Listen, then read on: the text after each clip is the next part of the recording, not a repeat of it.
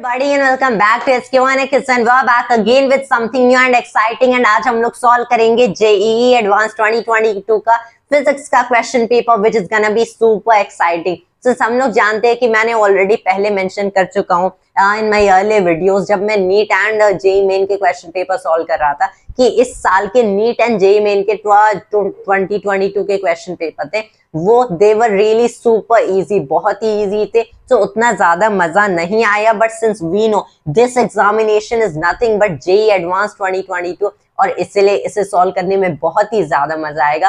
And यह actual में मैं कल रात को 2 बजे तक वेट करता रहा कि क्वेश्चन पेपर का वेट करता रहा, लेकिन मुझे क्वेश्चन पेपर नहीं मिला। देन आई स्लेप्ट, लेकिन आज मुझे क्वेश्चन पेपर मिला है एंड दैट्स व्हाई जैसे मुझे क्वेश्चन पेपर मिला अब मैं ये वीडियो शूट कर रहा हूँ। And thanks to both Arya Ansari sir and Ranjit sir, उन दोनों टीचर्स ने मुझे क्वेश्चन पेपर भेजा था।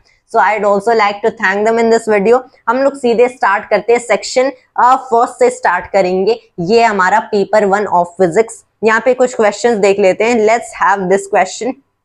In the following circuit, C1 equals 12 microfarad, C2 equals C3 equals 4 microfarad, and C4 equals C5 equals 2 microfarad. The charge stored in C3 is dash in mu coulombs। यहाँ पे हमारे पास एक circuit diagram है।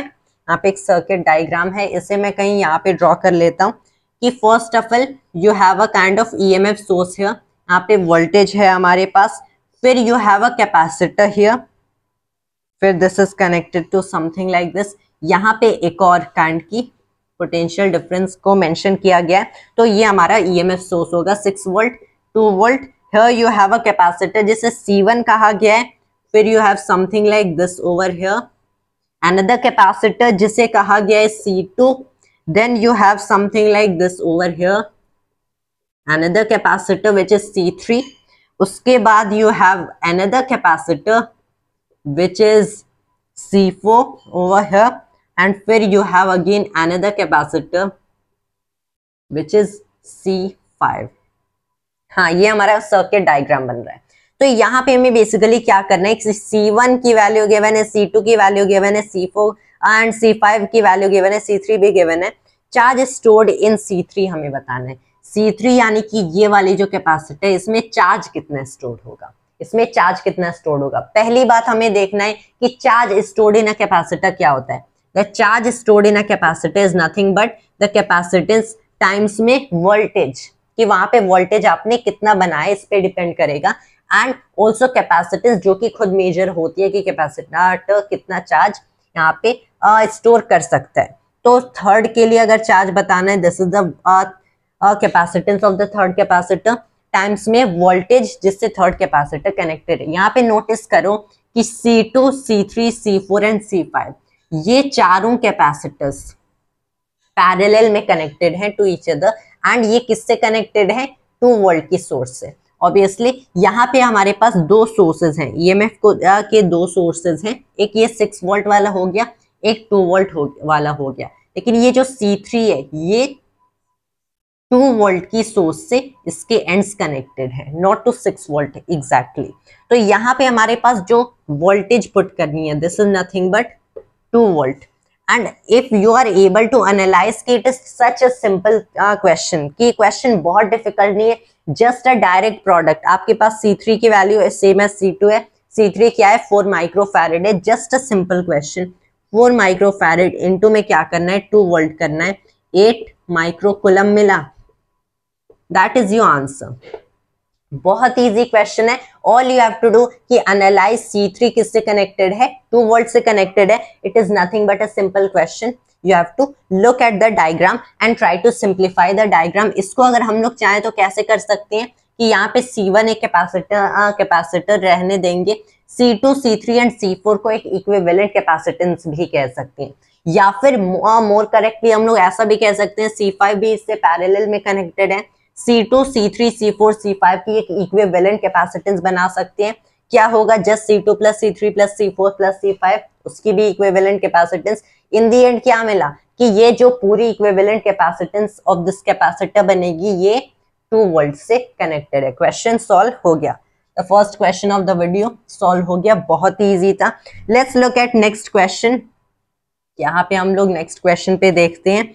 हाँ, ये question थोड़ा अच्छा लग रहा है। At time t equals 0, a disk of radius 1 meter starts to roll without slipping on a horizontal plane with an angular acceleration of alpha equals 2 by 3 radian per second square. A small stone is stuck to the disk at t equals 0. It is at the contact point of the disk and the plane. Later at time t equals root of pi seconds, the stone detaches itself and flies off tangentially from the disk. The maximum height in meter reached by the stone measured from the plane is half plus x over 10. The value of x is dash tech g equals 10 meter per second square. Obviously ये जो sentence होता है tech g equals 10 meter per second square, this really makes most of us very happy, क्योंकि जब भी हमें g equals 10 लेना होता है वी नो कि कितनी कॉम्प्लिकेटेड कैलकुलेशंस हो सकती हैं ओनली अगर हम लोग g की वैल्यू 9.8 लें, but we are quite lucky in this question की g हमें 10 ही लेना है। तो यहाँ पे बेसिकली ये सारे इंटीजर टाइप के क्वेश्चंस, लाइक ऊपर वाला भी जो क्वेश्चन था उसमें आंसर हमें क्या 8 into 10 power -6 नहीं 8 रखना था। क्यों? क्योंकि यूनिट्स ऑलरेडी गिवन थी माइक्रो कूलम का, तो आंसर 8 into 10 power -6 नहीं 8 होगा। यहाँ पे हमें वैल्यूज SI में रादर देनी पड़ेंगी, यानी कि मीटर में ही देना पड़ेगा rather than something like micrometre as हम लोगों ने यहाँ पे माइक्रो कूलम किया। तो यहाँ पे सिचुएशन है समथिंग लाइक दिस, आपके पास एक डिस्क है, आपके पास एक डिस्क है something like this and it starts to roll without slipping, बिना स्लिप करके रोल करेगा। यहाँ पे एक स्टोन है जो कि इनिशियली t equals 0 पे, रिमेंबर t equals 0 पे इस पॉइंट पे है, किस पॉइंट पे? वो पॉइंट जो कि इस डिस्क एंड प्लेन को ग्राउंड को कनेक्ट करता है। फिर क्या हुआ? ऑब्वियसली ये यहाँ पे रोल करेगा, मतलब इसका ये वाला पॉइंट यहाँ पे जाएगा, इससे सेंटर माने, इससे सेंटर माने मतलब कुछ इसकी क्या होगी? एंगुलर डिस्प्लेसमेंट होगी t इक्वल्स कुछ टाइम बाद, t इक्वल्स कितना? रूट पाई सेकेंड, हाँ t equals root pi seconds बाद ये स्टोन कुछ यहाँ पे आया। फिर हमें बताया गया इट फ्लाइज ऑफ टेंजेंशियली, यानी कि अगर इसको अभी तक स्पीड v मिल गई तो बेसिकली क्या होगा? ये स्पीड v से as a projectile fly off कर जाएगा। हमें मैक्सिमम हाइट बताना है, एक्चुअल में मैक्सिमम हाइट भी नहीं बताना है, मैक्सिमम हाइट तो मीटर में बताई हुई है। हमें क्या करना है कि ये जो मैक्सिमम हाइट का एक्सप्रेशन है उसकी एक वैल्यू बतानी है। आई एम टेलिंग कि हमें बताया गया है यहाँ पे ये इनिशियली है, तो जो भी हम लोग कैलकुलेशंस करेंगे ओरिजिन को एट दिस एक्सिस लेंगे, कि सपोज ये एक्स एक्सिस है तो ये y इक्वल 0 के कंपैरिजन में करेंगे। तो जो मैक्सिमम हाइट है बेसिकली इस स्टोन की जब यहाँ पे होगा ये किसके इक्वल होगी? दिस वाली हाइट, इतनी हाइट, यानी कि जब ये प्रोजेक्टाइल में लॉन्च हो गया तो वो वाली मैक्सिमम हाइट प्लस में इट इज व्हाट? ये वाली हाइट की जब इसने इतनी एंगुलर डिस्प्लेसमेंट किया। सो this is basically maximum height बताई हुई है, हाफ प्लस में x over 10, x की वैल्यू बताना है। Now what I will say कि सपोज इसने इतना एंगुलर डिस्प्लेसमेंट थीटा किया तो ऑब्वियसली दिस ये वाली जो टेंजेंट होगी रेडियस के परपेंडिकुलर होगी इन अ सर्कल, टेंजेंट तो रेडियस के परपेंडिकुलर है, दिस इज परपेंडिकुलर, मतलब यहां से अगर मैं एक एक्सिस बना दूं एक्स एक्सिस तो ये एंगल थीटा है, मतलब ये एंगल भी थीटा है। तो अगर इसने थीटा एंगुलर डिस्प्लेसमेंट किया मतलब इसे v वेलोसिटी से फेंका गया थीटा एंगल, बाकी सब सिंप्लीफाई हो गया। All we need is calculations from now on. Basically हमें क्या देखना है कि फर्स्ट ऑफ ऑल इतना ये जो डिस्प्लेसमेंट होगा ये वाला जो मैंने बताया कि जो टोटल मैक्सिमम हाइट होगी दिस इज नथिंग बट इतनी वाली प्लस इतनी वाली, इतनी क्या होगी? इतनी हाफ ही होगी, जो कि क्वेश्चन में ऑलरेडी गिवन है। हाफ क्यों होगा? क्योंकि ये अगर मैं इसको ड्रॉ करूं बेसिकली ये कुछ ऐसा बन रहा है, ये एक आर्क बन गया, ये थीटा बन गया, ये टोटल आर है। तो बेसिकली व्हाट वी नो कि अगर इतना आर है तो this is nothing but R cos theta. तो ये हो जाएगा हमारा आर माइनस आर टाइम्स में 1 माइनस कॉस थीटा हो गया, राइट।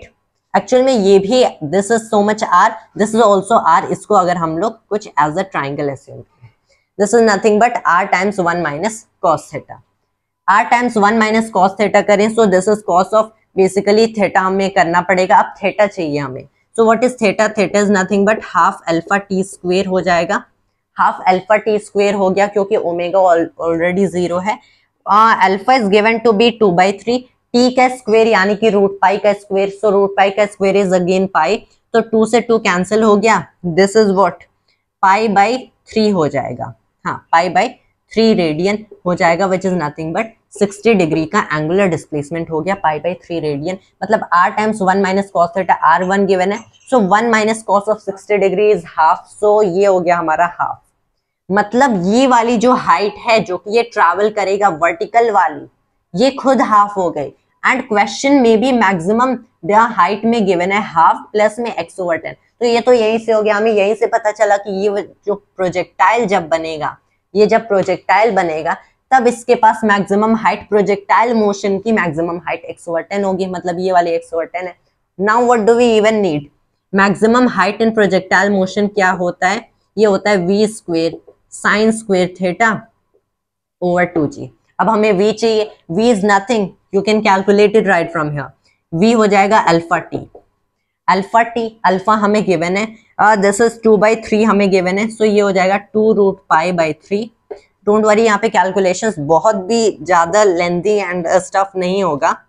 मैक्सिमम हाइट यहाँ से कर दो v square sine square theta over 2g, so this is हो गया v का स्क्वेयर हो गया, so this is nothing but 4/9 times में यहाँ पे पाई हो गया, sine square theta, sine of 60 degree is √3/2, तो ये 3/4 हो गया, डिवाइडेड बाय में g की वैल्यू अगेन 10, 4 से 4 कैंसिल हो गया, ओके 3 से ये कैंसिल हो गया, क्या बचा in the end π/60।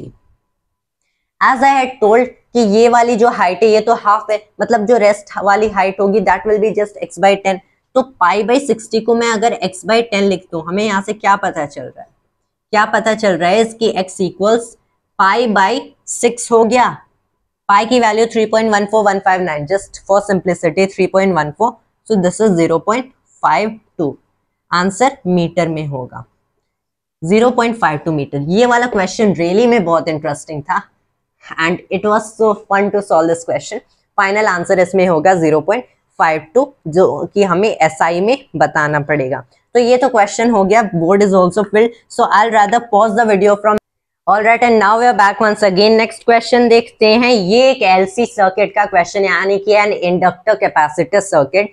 Consider an LC circuit with inductance L equals 0.1 Henry and capacitance equals 10 to the power minus 3 farad kept on a plane, and the area of the circuit is 1 meter squared. It is placed on a constant magnetic field of strength B naught, which is perpendicular to the plane of the circuit. At time t equals 0, the magnetic field strength starts increasing linearly as beta equals that is B equals B naught plus beta t, with beta equals 0.04 Tesla per second. The maximum magnitude of the current in the circuit is dash milliampere. तो यहाँ पे हमें जो final answer मिलेगा, जो भी हमें answer मिलेगा उसे मिली एम्पियर में कन्वर्ट करके हमें फाइनली यहाँ पे सिर्फ वो इंटीजर वैल्यू लिखनी होगी। That is our question. Yes, this is the third question of the video. तो यहाँ पे एक एलसी सर्किट है, पहले तो एक हम लोग इंडक्टर बना लेते हैं, समथिंग लाइक दिस। एक हो गया हमारे पास इंडक्टर, फिर हो गया एक कैपेसिटर, राइट। ये हो गया inductor capacitor circuit, LC circuit.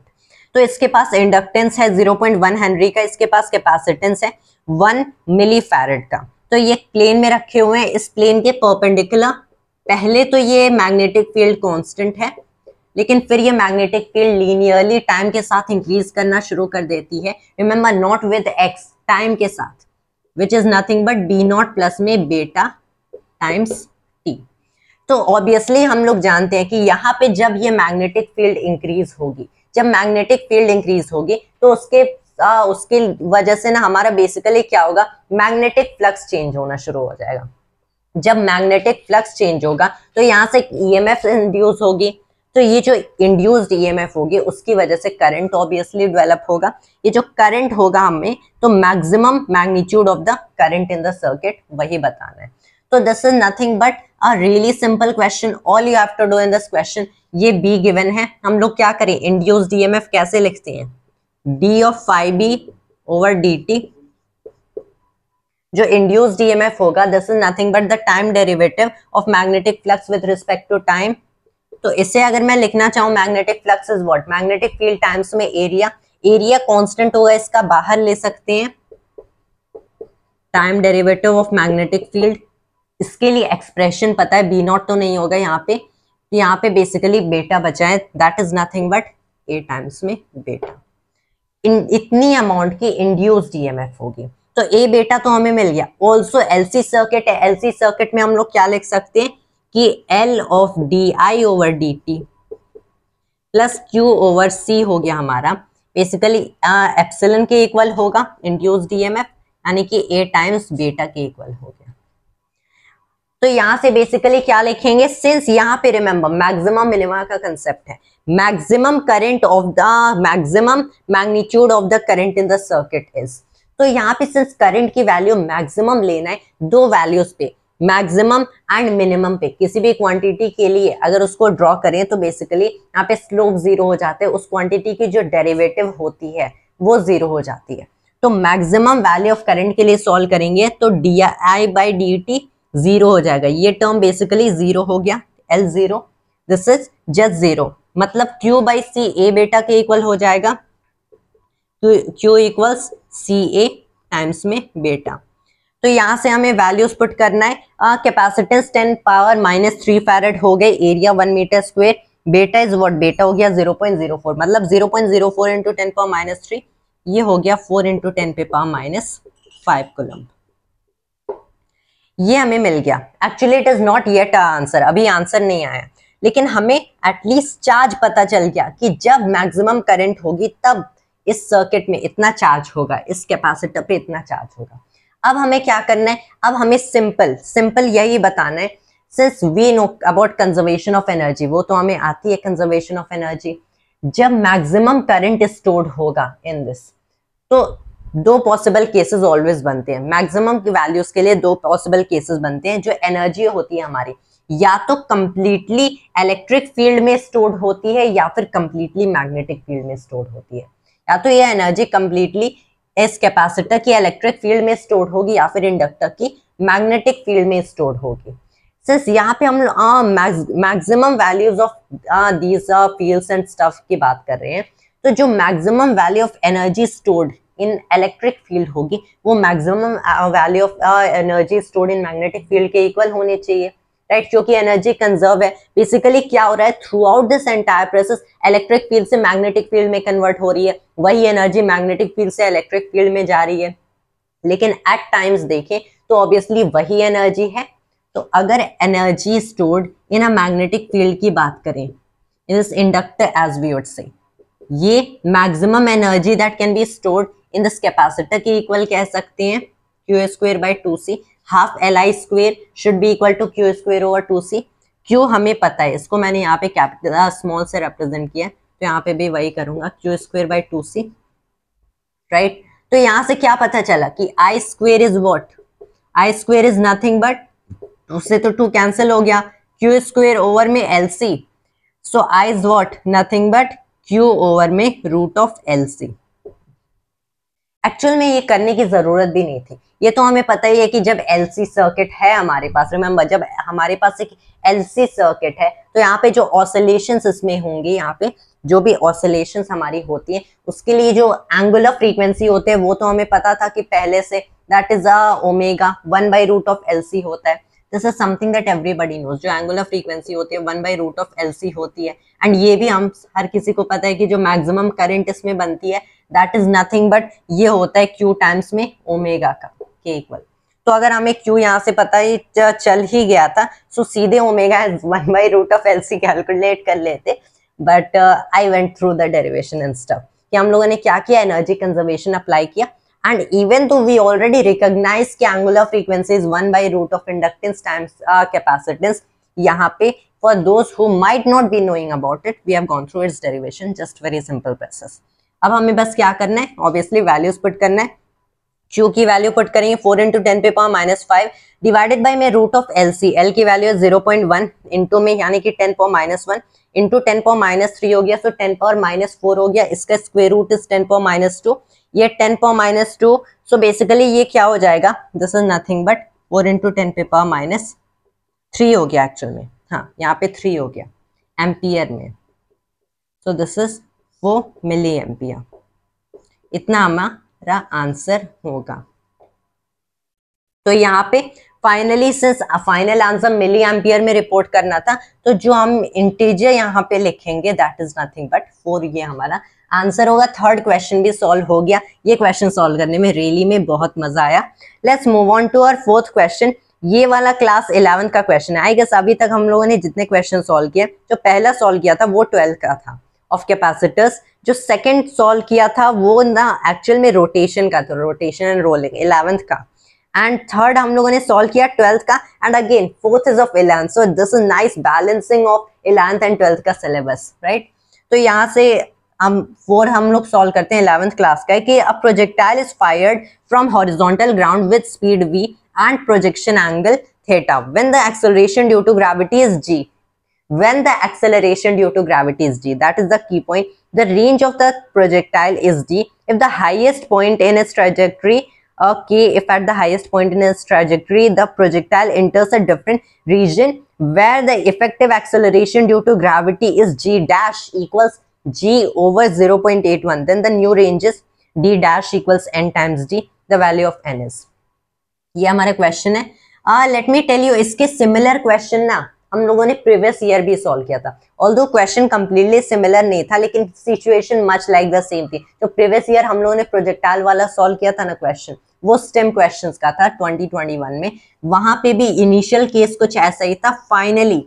And वहां पे भी क्या हुआ कि जब प्रोजेक्टाइल हाईएस्ट पॉइंट पे गया तो वहां पे बेसिकली क्या हुआ था, प्रोजेक्टाइल दो पार्ट में ब्रेक कर गया। एक इंस्टेंटली फॉल कर गया ग्राउंड पे, दूसरा पार्ट क्या हुआ कुछ और डिस्टेंस पे, हमें यही वैल्यू बतानी थी। इस बार क्या हुआ कि इस केस में ये projectile which this person has thrown, तो बेसिकली क्या हुआ कि यहाँ पे ना, यहाँ तक तो जो एक्सेलरेशन ड्यू टू ग्रेविटी थी वो हम लोग जी ही मान रहे थे, ये जी थी 10 मीटर पर सेकेंड स्क्वायर, दो वैल्यू नहीं पुट करनी पड़ेगी। So don't worry about the stuff between 9.8 and 10। लेकिन क्या हुआ कि हाईएस्ट पॉइंट पे जब ये गया तो यहाँ पे एक ऐसे रीजन में एंटर कर गया जहां जी नहीं बल्कि जी डैश हो गया, जी डिवाइडेड बाई में 0.81। अब हमें बताना है कि टोटल हॉरिजॉन्टल रेंज कितनी होगी। तो जितना ये d/2 से टोटल हॉरिजॉन्टल रेंज, अगर इनिशियली d हम लोग मान के चल रहे थे, तो इतना जब ये d/2 कवर किया, मैक्सिमम हाइट पे गया, तो फाइनली अब ये d/2 नहीं कुछ और दूसरे डिस्टेंस कवर करेगा। एंड जो फाइनल जो हमारी हॉरिजॉन्टल रेंज होगी, obviously acceleration due to gravity basically increase हुई है, ये इंक्रीज हुई है g डिवाइडेड बाई 0.81, राइट। तो इंक्रीज हुई है, इसका मतलब ये और जल्दी ग्राउंड पे फॉल करेगा, इसका मतलब उतना ज्यादा डिस्टेंस नहीं कवर कर पाएगा। तो यही हमें बताया गया। तो यहाँ से एक हिंट तो यही मिल गया कि d dash equals nd given है, तो ये जो इंटीजर n हमें बताना है इसकी वैल्यूज कुछ पॉइंट में होगी, इतना तो हमें पता ही है, कुछ पॉइंट में होगी, 1 से छोटी ही होगी, राइट। चलो क्वेश्चन सॉल्व करते हैं। v पे हम लोगों ने फेंका, थीटा एंगल पे फेंका, जो पहले हम लोग मान के चल रहे थे हॉरिजॉन्टल रेंज होगा, इतना पूरा हॉरिजॉन्टल रेंज होगा, जो कि हम लोगों ने एटलीस्ट माना था, लेकिन ऐसा हुआ नहीं। That is nothing but v square sine of 2 theta by में g हो गया। d/2 तो इसने कवर किया है, इतना ये जो इसने कवर किया ये d/2 कवर कर, राइट। मैक्सिमम हाइट पे इसके पास सिर्फ एक x वाली वेलोसिटी है, y वाली वेलोसिटी 0 हो गई। सो अब हम लोग मान लेते हैं कि फाइनली ये कवर करेगा x अमाउंट की डिस्प्लेसमेंट। d/2 कवर करने के बाद जब acceleration due to gravity change हो गई, ये x और एडिशनल डिस्प्लेसमेंट कवर करेगा।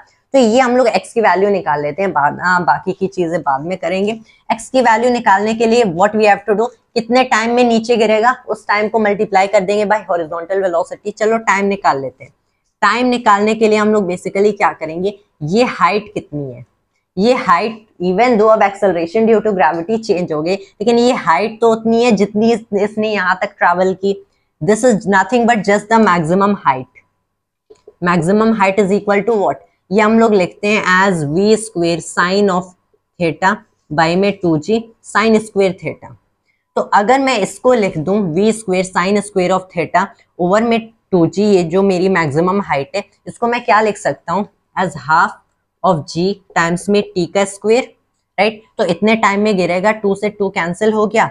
Next what we have to do, अब यहाँ पे सिंस g चेंज हो गया, यहाँ पे तो वही हम लोग मैक्सिमम हाइट के लिए यहाँ से ले लिए, लेकिन यहाँ पे एक्चुअल में g चेंज हो गया सिंस गिरने के लिए अब ये g डिवाइडेड बाई 0.81 से फॉल करेगा। तो ये 0.81 इधर आया, हमें क्या मिला टी की वैल्यू, इस पूरे का रूट लेना पड़ेगा, जी इधर आया तो वो भी स्क्वायर में हो गया, पूरे का रूट लेंगे, this is 0.9 V sine theta over में G, as we know square root of 0.81 is 0.9।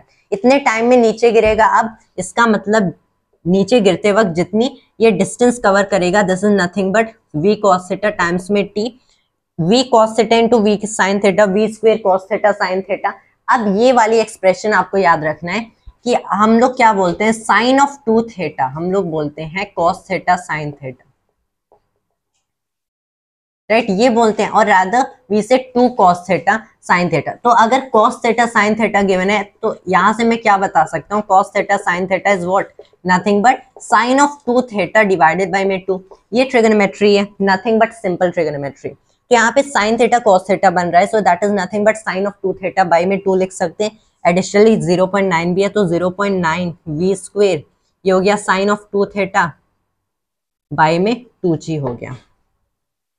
इतनी ये एडिशनल डिस्प्लेसमेंट कवर करेगा after the point of maximum height. अब हमें बस यहाँ पे क्या याद रखना है कि इनिशियली तो इतना हम लोगों ने माना था कि हमारी हॉरिजॉन्टल रेंज होगी, लेकिन सिंस यहाँ पे रीजन चेंज हो गया, जी की वैल्यू चेंज हो गई, तो जो हमारी न्यू वाली हॉरिजॉन्टल रेंज होगी, ये दिस डिस्टेंस, इवन दो अब यहाँ पे डिस्टेंस डिफरेंट हो जाएंगे, लेकिन जितना इसने ऑलरेडी मैक्सिमम हाइट तक कवर किया d/2, यानी कि ओरिजिनल वाली डिवाइडेड बाई 2, प्लस में जो कि हम लोगों ने यहाँ तक निकाला है, this is nothing but d/2, plus में एडिशनल वाली डिस्प्लेसमेंट ऑब्वियसली d से तो कम ही होगी। तो यहाँ पे d/2 हमें पता है, यहाँ से तो कर सकते हैं, x भी पता चल ही गया है, so we can find it from here, v square sine of 2 theta by में 2g हो जाएगा, यहाँ पे डिवाइडेड बाई 2 भी है, प्लस में x is nothing but 0.9 square 9 v square, हाँ, साइन ऑफ 2 थीटा बाई में 2g। दैट्स वाई मैंने यहाँ पे सॉल्व नहीं किया है 0.45, यहाँ पे सीधे ऐड कर देंगे तब। दिस इज नथिंग बट 1.9 हो गया v square sine of 2 theta by में 2g। This is the new से हॉरिजॉन्टल डिस्प्लेसमेंट हो जाएगी, नई वाली हॉरिजॉन्टल रेंज हो जाएगी। क्वेश्चन में क्या गिवन है कि जो हमारी नई वाली हॉरिजॉन्टल रेंज है, this is nothing but N integer n times में पुरानी वाली हॉरिजॉन्टल रेंज होगी, हमें यहाँ से ऑलरेडी पता है। तो अब इसको मैं यहाँ से ऐसे कुछ लिख सकता हूँ, n टाइम्स में पुरानी वाली हॉरिजॉन्टल रेंज एन वी स्क्वायर साइन 2 थीटा बाई में g लिख सकते हैं, ऑब्वियसली लिख सकते हैं। तो यहाँ से n इजीली पता चल जाएगा, सिंस हमें n की ही वैल्यू बतानी है, सिंपल इंटीजर होगा, इसके कोई यूनिट्स नहीं है, g से g कैंसिल हो गया, v square sine theta 2 theta v square sine 2 theta ये कैंसिल हो गया, दिस इज नथिंग बट 0.95 यहाँ से मिल गया। इसका मतलब n इज बेसिकली व्हाट 0.95, ये हमें आंसर मिल गया। तो इसमें बहुत कॉम्प्लिकेटेड कैलकुलेशन नहीं थी, इवन g की वैल्यू भी नहीं पुट करनी पड़ी, तो ये वाले हमारे सॉल्व हो गया। सेक्शन 1A1 में टोटल 8 क्वेश्चन थे, हम लोगों ने हाफ ऑफ सेक्शन 1 इसमें कंप्लीट कर लिया, एंड जो आगे के क्वेश्चन है will definitely look at them and in the next videos. तो ये हम लोग बेसिकली यहाँ पे 4 क्वेश्चंस कंप्लीट हो गए, and I will honestly say this was so much fun to solve. I will be honest कि यहाँ जेईई मेन में एंड नीट में सच में मजा नहीं आया, those were some really easy questions, लेकिन यहाँ पे जो जेईई एडवांस की फीलिंग होती है, this kind of feel is just on another level, on a different level, unmatched as we would say. So it was so fun to solve for JEE Advanced 2022 today, and thanks to you always, and Jai Hind Jai Bharat.